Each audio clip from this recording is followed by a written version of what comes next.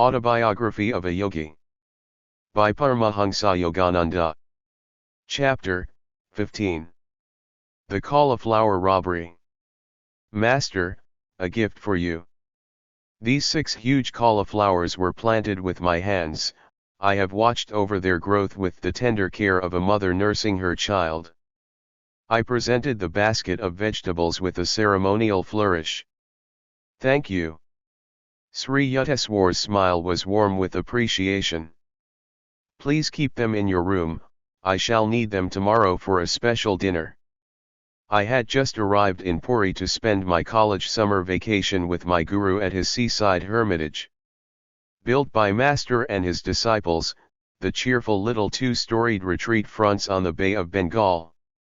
I awoke early the following morning, refreshed by the salty sea breezes and the charm of my surroundings. Sri Yukteswar's melodious voice was calling. I took a look at my cherished cauliflowers and stowed them neatly under my bed. Come, let us go to the beach. Master led the way, several young disciples and myself followed in a scattered group. Our guru surveyed us in mild criticism. When our Western brothers walk, they usually take pride in unison. Now, please march in 2 rows, keep rhythmic step with one another.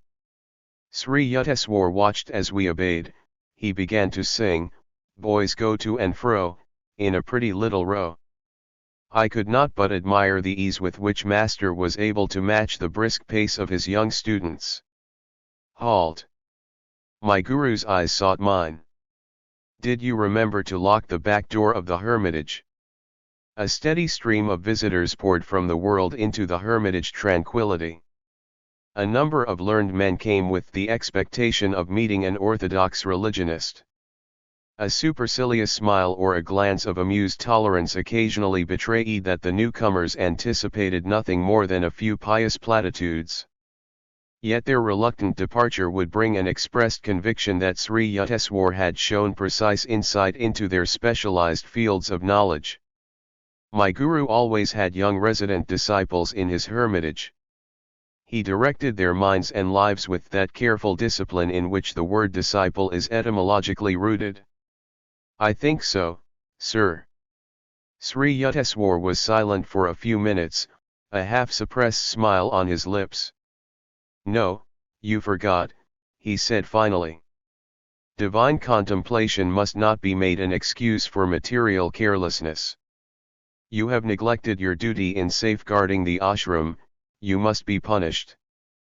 I thought he was obscurely joking when he added, your 6 cauliflowers will soon be only 5. We turned around at Master's orders and marched back until we were close to the hermitage. Rest a while.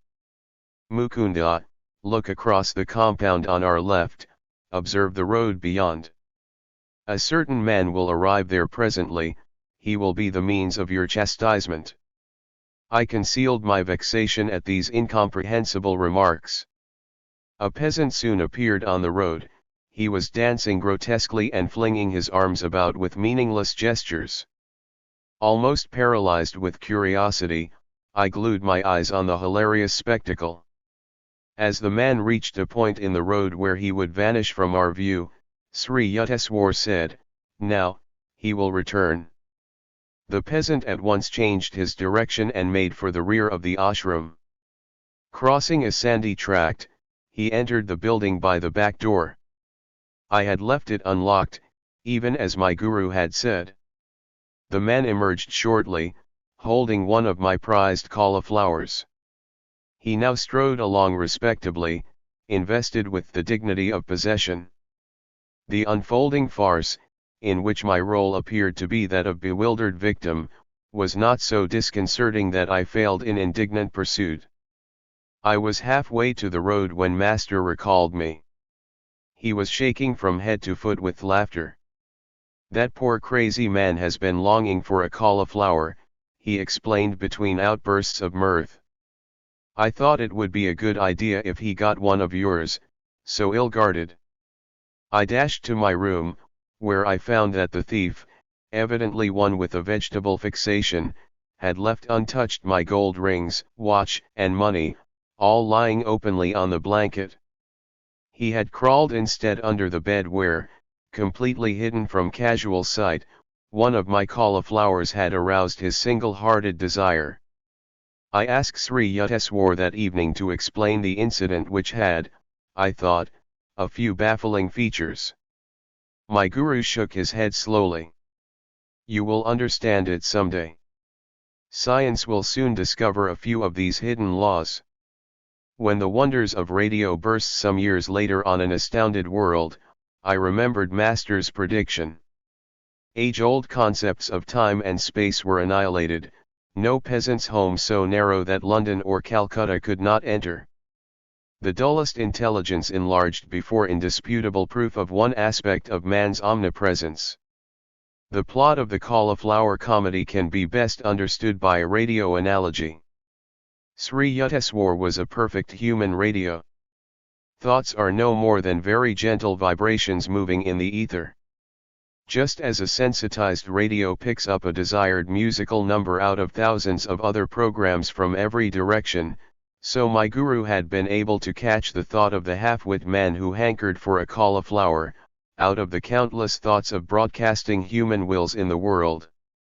By his powerful will, Master was also a human broadcasting station, and had successfully directed the peasant to reverse his steps and go to a certain room for a single cauliflower. Intuition is soul guidance, appearing naturally in man during those instants when his mind is calm. Nearly everyone has had the experience of an inexplicably correct hunch, or has transferred his thoughts effectively to another person. The human mind, free from the static of restlessness, can perform through its antenna of intuition all the functions of complicated radio mechanisms, sending and receiving thoughts, and tuning out undesirable ones. As the power of a radio depends on the amount of electrical current it can utilize, so the human radio is energized according to the power of will possessed by each individual. All thoughts vibrate eternally in the cosmos. By deep concentration, a master is able to detect the thoughts of any mind, living or dead. Thoughts are universally and not individually rooted. A truth cannot be created, but only perceived. The erroneous thoughts of man result from imperfections in his discernment. The goal of yoga science is to calm the mind, that without distortion it may mirror the divine vision in the universe. Radio and television have brought the instantaneous sound and sight of remote persons to the firesides of millions, the first faint scientific intimations that man is an all-pervading spirit. Not a body confined to a point in space, but the vast soul, which the ego in most barbaric modes conspires in vain to cramp. Very strange, very wonderful, seemingly very improbable phenomena may yet appear which, when once established, will not astonish us more than we are now astonished at all that science has taught us during the last century. Charles Robert Richet, Nobel Prizeman in Physiology, has declared. It is assumed that the phenomena which we now accept without surprise, do not excite our astonishment because they are understood. But this is not the case. If they do not surprise us, it is not because they are understood, it is because they are familiar, for if that which is not understood ought to surprise us, we should be surprised at everything: the fall of a stone thrown into the air, the acorn which becomes an oak, mercury which expands when it is heated, iron attracted by a magnet, phosphorus which burns when it is rubbed. The science of today is a light matter. The revolutions and evolutions which it will experience in 100,000 years will far exceed the most daring anticipations. The truths, those surprising, amazing, unforeseen truths which our descendants will discover, are even now all around us, staring us in the eyes, so to speak, and yet we do not see them. But it is not enough to say that we do not see them, we do not wish to see them, for as soon as an unexpected and unfamiliar fact appears, we try to fit it into the framework of the commonplaces of acquired knowledge, and we are indignant that anyone should dare to experiment further. A humorous occurrence took place a few days after I had been so implausibly robbed of a cauliflower. A certain kerosene lamp could not be found. Having so lately witnessed my guru's omniscient insight, I thought he would demonstrate that it was child's play to locate the lamp. Master perceived my expectation. With exaggerated gravity he questioned all ashram residents. A young disciple confessed that he had used the lamp to go to the well in the backyard. Sri Yukteswar gave the solemn counsel, "Seek the lamp near the well." I rushed there, no lamp. Crestfallen, I returned to my guru. He was now laughing heartily, without compunction for my disillusionment. "Too bad I couldn't direct you to the vanished lamp, I am not a fortune teller."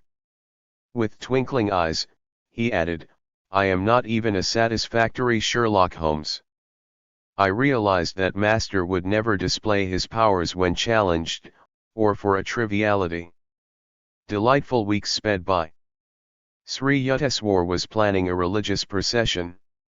He asked me to lead the disciples over the town and beach of Puri. The festive day dawned as one of the hottest of the summer.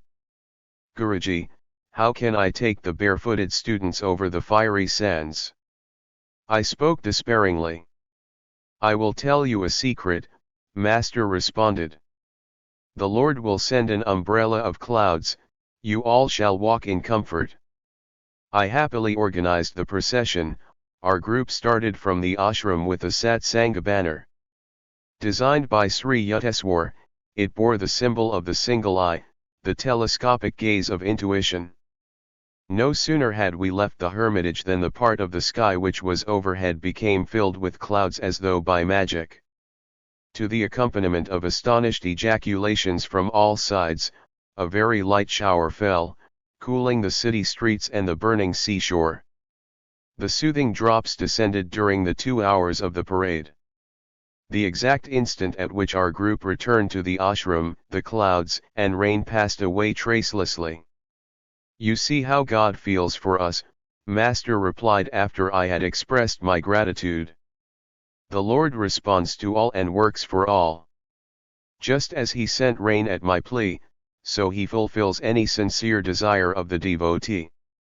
Seldom do men realize how often God heeds their prayers. He is not partial to a few, but listens to everyone who approaches him trustingly.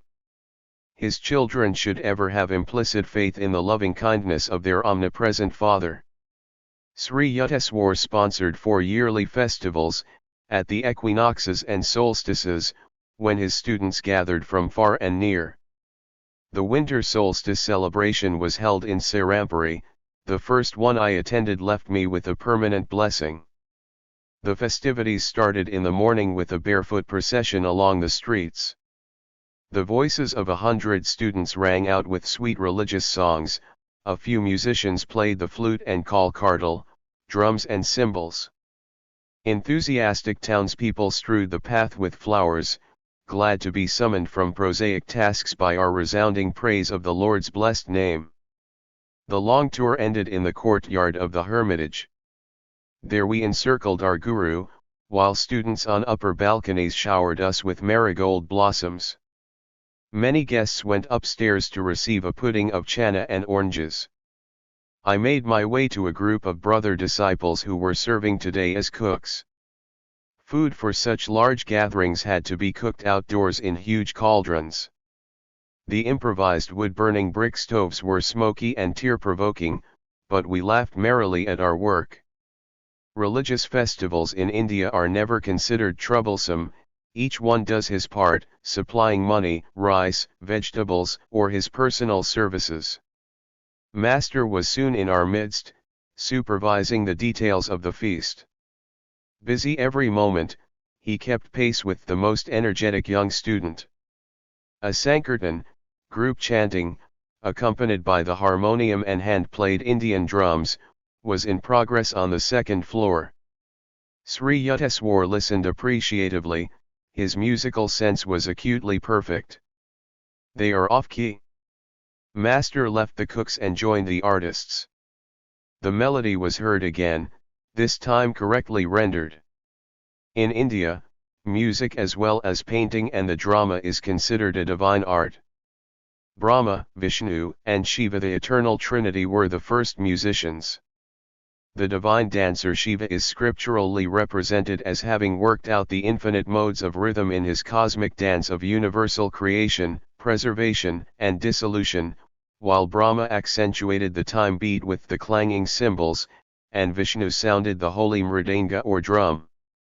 Krishna, an incarnation of Vishnu, is always shown in Hindu art with a flute, on which he plays the enrapturing song that recalls to their true home the human souls wandering in Maya delusion.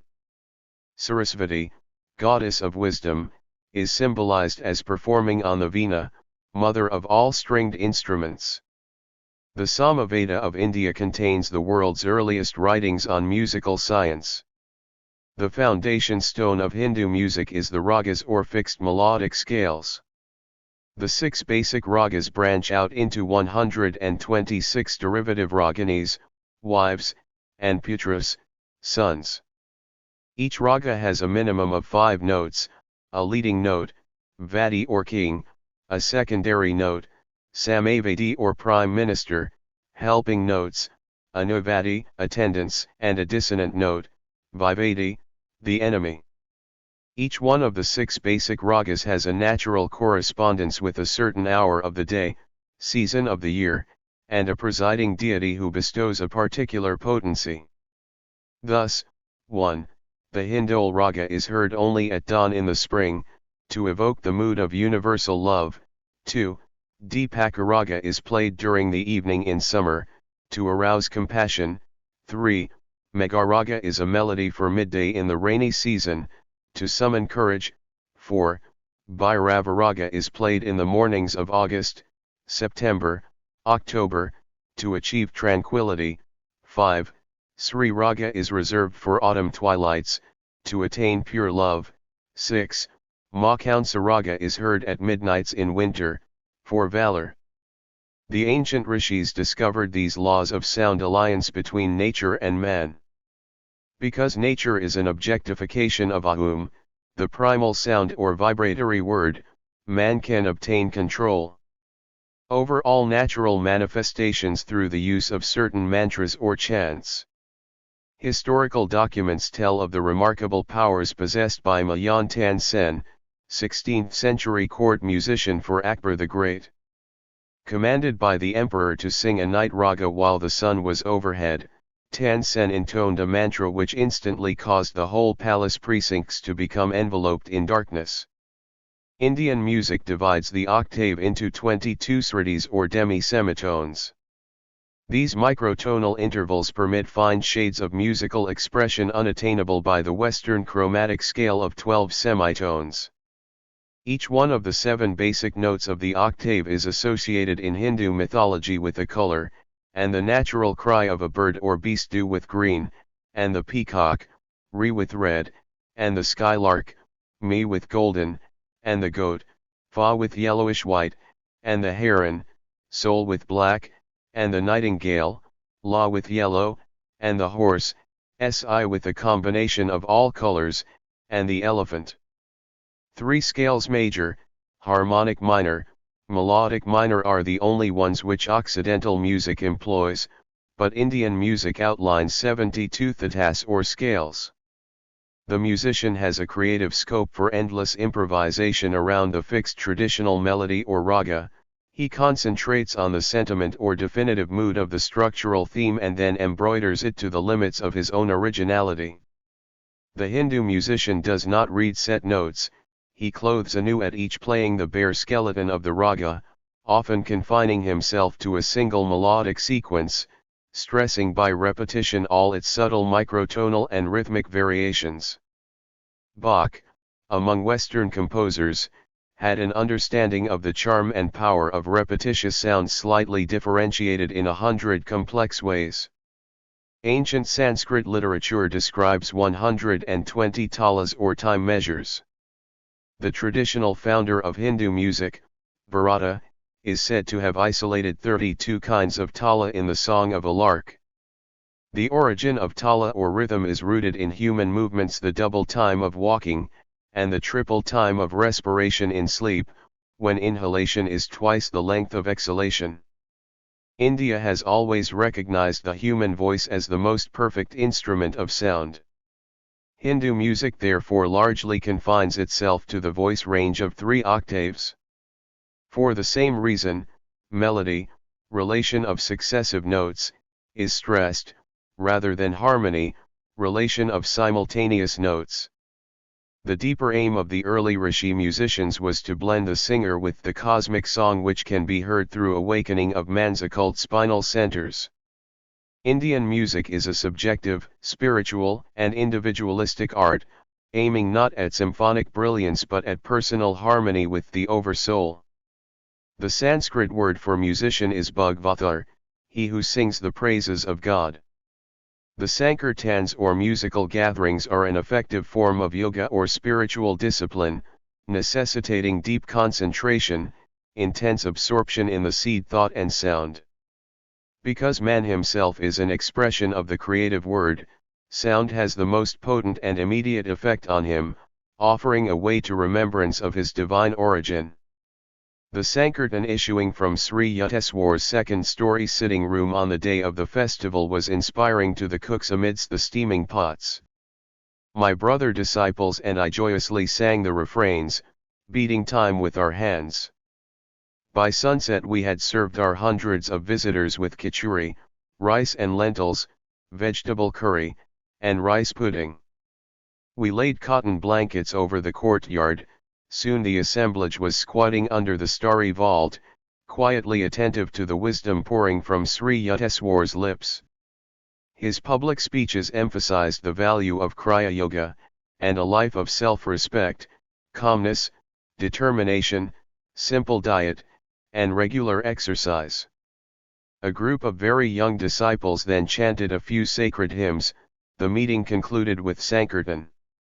From 10 o'clock until midnight, the ashram residents washed pots and pans, and cleared the courtyard. My guru called me to his side. I am pleased over your cheerful labors today and during the past week of preparations. I want you with me, you may sleep in my bed tonight. This was a privilege I had never thought would fall to my lot. We sat a while in a state of intense divine tranquility. Hardly 10 minutes after we had gotten into bed, Master rose and began to dress. What is the matter, sir? I felt a tinge of unreality in the unexpected joy of sleeping beside my guru. I think that a few students who missed their proper train connections will be here soon. Let us have some food ready. Guruji, no one would come at 1 o'clock in the morning. Stay in bed, you have been working very hard. But I am going to cook. At Sri Yukteswar's resolute tone, I jumped up and followed him to the small daily used kitchen adjacent to the second-floor inner balcony. Rice and dal were soon boiling. My guru smiled affectionately. Tonight you have conquered fatigue and fear of hard work, you shall never be bothered by them in the future. As he uttered these words of lifelong blessing, footsteps sounded in the courtyard. I ran downstairs and admitted a group of students. Dear brother, how reluctant we are to disturb Master at this hour. One man addressed me apologetically. We made a mistake about train schedules, but felt we could not return home without a glimpse of our guru. He has been expecting you and is even now preparing your food. Sri Yukteswar's welcoming voice rang out. I led the astonished visitors to the kitchen. Master turned to me with twinkling eyes. Now that you have finished comparing notes, no doubt you are satisfied that our guests really did miss their train. I followed him to his bedroom a half-hour later, realizing fully that I was about to sleep beside a godlike guru.